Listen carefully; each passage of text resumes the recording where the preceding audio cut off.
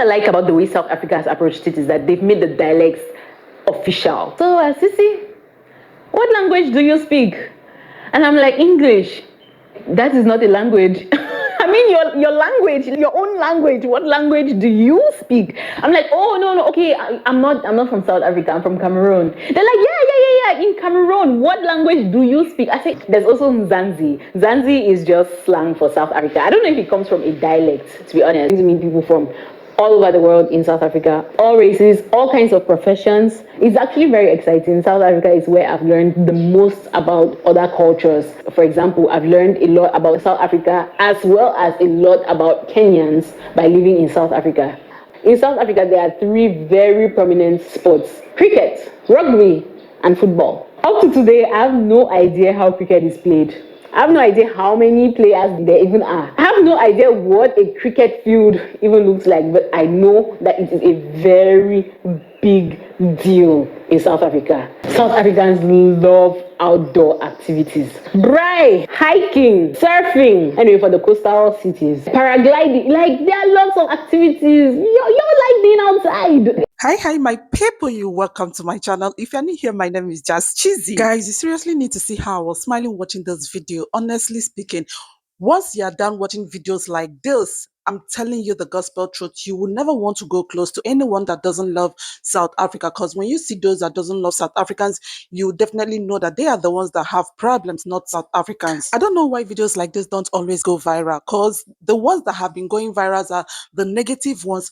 Videos where people are saying all manner of things about South Africans, right? But videos, beautiful videos like this, they don't go viral. I don't know why. And those ones that people always say bad things about South Africans, they are the ones flying up and down, that even if you don't want to watch, the way the thing will just be flying up and down right in front of you, you have no choice than to click and watch and see what is going on in South Africa. And the next thing, your mood will change and you become so afraid of South Africans, thinking that all what you are seeing on internet are true, whereas they are not true. Now, this lady is from Cameroon. She's a Cameroonian studying in South Africa, right?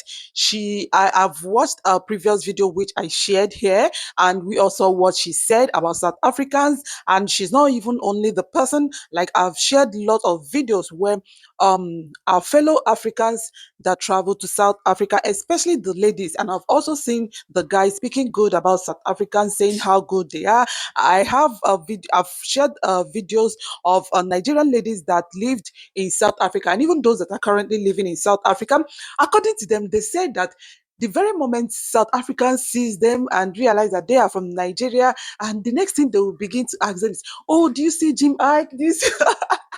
I was like, really? So South Africans are this good. So who are those people painting them black? Who are these people saying that South Africans hate Nigerians?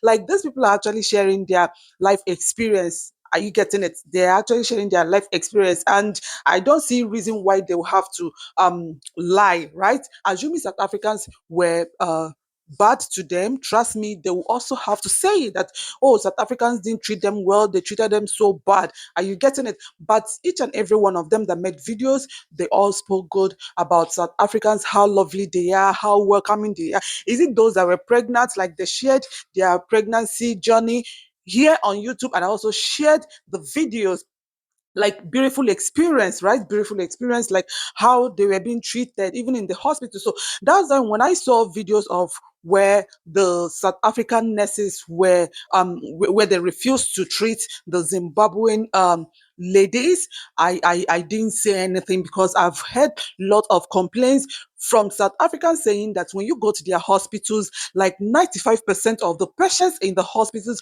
are from Zimbabwe. And you're getting it, that once anyone that is sick, they cross and come to their country just to take treatment. That most times, even when they go to hospital, like they don't they can't even be admitted, and even if they get admitted, there will be no bed space for them to lie down, like you can imagine. So when I saw those videos, I sincerely understood reasons behind the nurses actions, right?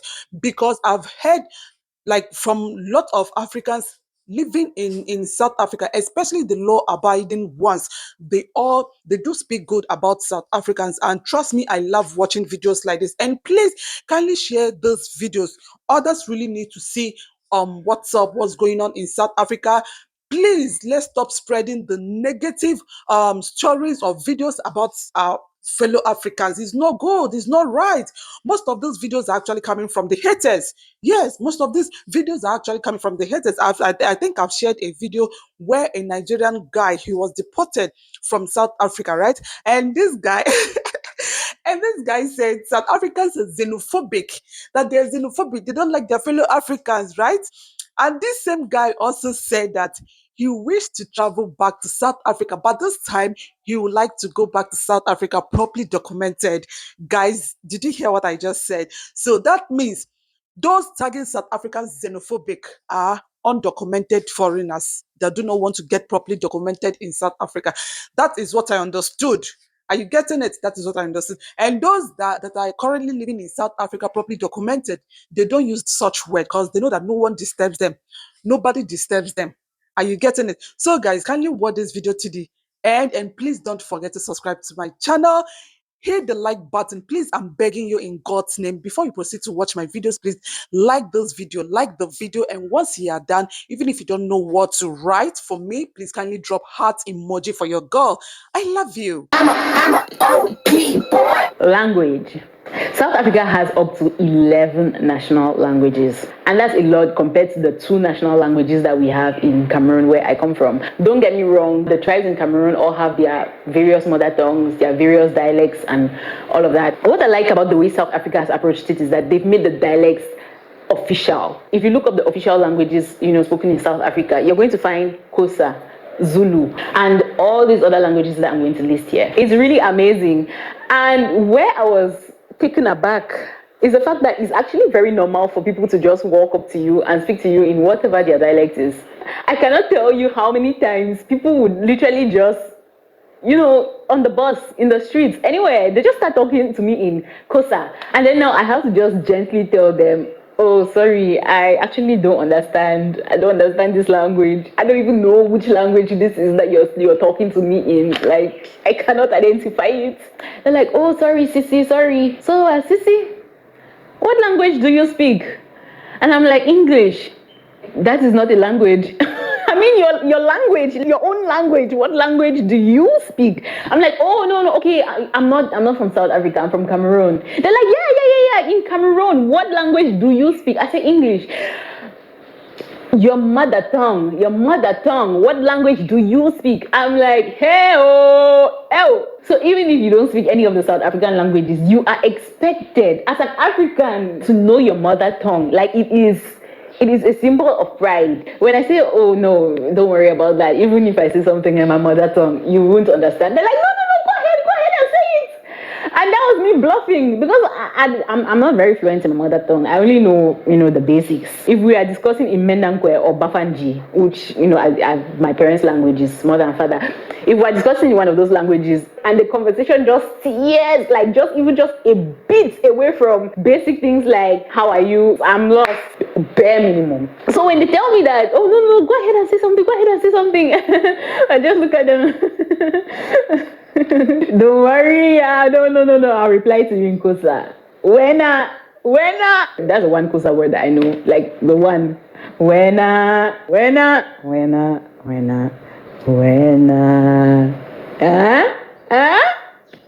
Fluent, right? Anyway, all of that is to say, English is not an African language. French is not an African language. Those are European languages. What is your own language? So that's the mentality. And I love it, actually. My parents tried to teach me, like, they tried their utmost best. But know that they ride or die. I keep boys by my seat. Know that they ride or die. So speaking of language, here are a few slangs that you might pick up while in South Africa. So the first one is ne. What does ne even mean? It's one of those words that you would just learn as per the context. You would just learn what the word means based on the context in which it is used. But I see most people append it to the end of their questions. You're coming, ne? Like, are you coming? I feel like most people just replace their question marks with ne. So as I say these slangs, please just go into the comments and tell us what it means, what they mean. There's also Mzansi. Mzansi is just slang for South Africa. I don't know if it comes from a dialect, to be honest. The way we call Cameroon Kame or Mboa. Mzansi is also just slang for South Africa. Sisi, I think Sisi just means girl, to be honest. I've never looked it up. Somebody told me it means light skinned girl, but I see everybody calling every young girl Sisi. So please help me out. What does this particular one mean? You also hear Wena a lot, and I think that's Kosa. It means you, right? Yo is exactly what it sounds like. It's like an exclamation, like, yo, I'm so tired. Yo, you're beautiful. Yo, just to emphasize anything. But I mostly use it when I'm tired. Yo, those stairs. I think that's the one that I picked up. All of these other things, I don't really say them, but yo is one that I could not resist. It's just that one word that just means exactly what you want it to mean and just conveys the exact emotion that you're trying to convey. So yeah, yo is part of my vocabulary now. Thank you, South Africa. Or should I say, thank you, Mzansi. Another thing that I noticed is that most people don't use the word should. They use the word must. I had a roommate while in South Africa. Hi, girl. And when leaving my room, she would say, must I close the door? And I'm like, nobody's the boss of you here. You must not do anything. But yeah, it would be nice if you close the door. I grew up understanding that the word must is used for obligation. You must brush your teeth in the morning. You must be in class during the time that you're supposed to be in class. Like, must is very categorical, a very strict word for lack of a better description. If you tell somebody you must come to my house, it sounds like you're ordering them to do it. Even when I'm ordering food, they're like, must I bring salt? I'm like, you must or must not do anything. Oh, I'm not here to order you around, but please bring salt. My reaction to somebody saying, must I do this or must I do that, instead of should I do this or should I do that, it was always, you must or must not do anything. I feel like you think it's your duty to do that for me. No, it's not your duty. If you say, should I close the door for you, then I feel like, okay, it's a bit more friendly. It's a bit, yeah, so it's just semantics. And obviously, I adapted as anybody would. So I don't know if this particular one that I want to talk about is regional to certain parts of South Africa, but there is a certain way that some Black South Africans talk that is so captivating. They emphasize certain parts of their sentences, and it sounds like it's coming from the bottom of their diaphragm. Like, I don't even know how to explain it. So I'll leave some clips here. I really wish you'd have taken the time instead to scroll and just peruse the comments. You happy? Makeup. You sad? Makeup. Confused? Makeup. Frustrated? Makeup. Jonga? Flabbergasted? Makeup is the answer. Is this thing that exudes confidence. Did I need it? No. Confidence. I can't do it. But when I watch South African YouTubers, South African TikTokers, I always notice it. Like, it's nice to listen to. I love it. Diversity in South Africa. Okay, before we talk about South Africa as a whole, let's talk about Cape Town. Cape Town is a melting pot. After a while of staying in Cape Town, my friends started asking me, oh, so now do you fit in? And I was like, no. Cape Town is not a place where you go to fit in. It's a place where you go to stand out. People just don't fit into predefined boxes in Cape Town. Everybody is just their own person. Everybody is different in one way or the other. So, yeah. Correct me if I'm wrong, but I think South Africa is the country where you see the highest number of other Africans. Cape Town is very diverse. You are going to see people from all over the world in Cape Town. You're going to see people from all over Africa in Cape Town. I mean, I have Kenyan friends, Tanzanian friends, Zimbabwean friends, South African friends. Personally, for me, I think part of that is also because of the course that I was studying. Most of the classes that I took had a maximum of about 9 or 10 people. And apart from one class that had about 19 participants, I never sat in a class, like in the same class, taking the same lecture with with a South African. Everybody else was a foreigner. So anyway, that just goes to say it's very diverse. You're going to meet people from all over the world in South Africa, all races, all kinds of professions. It's actually very exciting. South Africa is where I've learned the most about other cultures. For example, I've learned a lot about South Africa as well as a lot about Kenyans by living in South Africa. Also, for some reason, when I'm in South Africa, everybody thinks I'm from Nigeria or that I'm Nigerian. Please, pray tell me, what is it about me that makes you think I'm from Nigeria? I'm kidding, I already know what it is. People say I sound Nigerian. Because I'm light skinned, people think I'm from Nigeria. Cameroon also has very light skinned people. Excuse you. And even when my Nigerian friends tell me that I sound Nigerian, I'm like, really? So in your head, you think I sound like you? Shots fired! Shots fired! Pow, pow, pow, pow! Please, please, please, please, please. If you're already getting offended, please just calm down. Calm down. It's a joke. It's a joke. I am joking. I'm joking. Anyway, back to what we were talking about. I actually do see how people perceive my accent as Nigerian. So I'm from southern Cameroon, Bamenda to be specific, and that is the English-speaking part of Cameroon.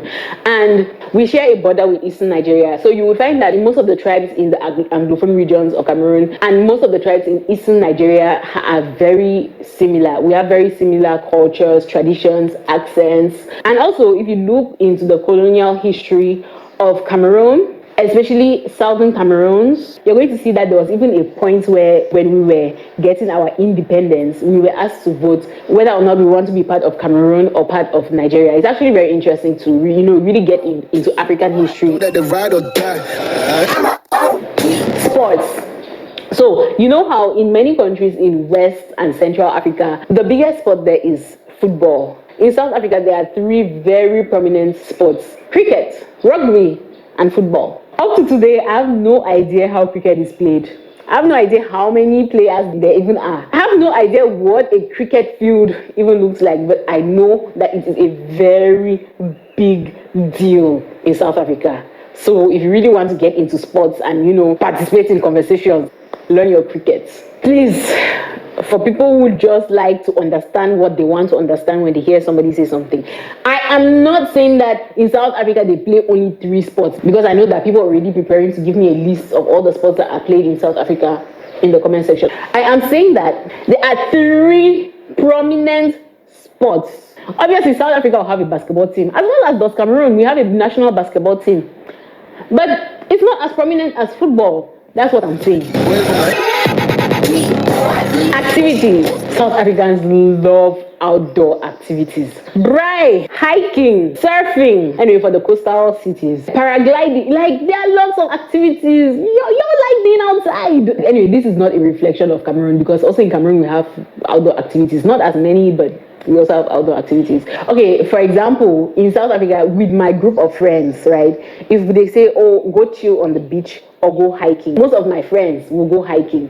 But in Cameroon, if they say, go and climb Mount Cameroon or Mount Fako or go to Limbe and chill on the beach, all of us are going to go to Limbe to chill on the beach. What kind of strenuous thing is this? This hiking you speak of, like intentionally put this stress upon my body to go to the top of the mountain. Nah. Anyway, when in Rome, do what the Romans do. I went hiking a ton in South Africa. I didn't enjoy it, but once you get to the top and you see the view, that climb would have been worth it. Like, whenever I'm hiking, going up, I'm always like, never again, never again. But when I get to the top, I'm like, I want to live here. I want to live on the top of this mountain. It's just gorgeousness. It's just beauty. Like I said in my last video, South Africa is beautiful, as well as is Cameroon. But, the focus of this video is South Africa, so yeah, gorgeous. Anyway, I understand that most of these things are prominent in the places where they are prominent because of the terrain. But I used to go hiking as a child. Like, when I'll go on holidays with my family, we went to Limbe, we went hiking, we hiked, we went and we actually touched the hot rocks that had erupted from Mount Cameroon. Like, the rocks were actually still hot. So yeah, in Cameroon we do have outdoor activities. We go places, we explore, we travel, but it's not ingrained into the culture. Like, for example, the way barbecue or braai, as it's called in South Africa, the way braais are ingrained into Cape Town culture. So yeah, those are the culture shocks that I experienced living in South Africa. But to go along with the culture shocks, there are also certain things that you just see and your heart feels warm because it's familiar. The way people talk about their upbringing, there's a certain kind of strictness that we attribute to African upbringing. Of course, we have that in South Africa, especially among Black families. It's a thing. So when I see people talk about their homes, it all feels very familiar to me, and it makes me comfortable enough to say South Africa is my second home. So that brings us to the end of the video. Thank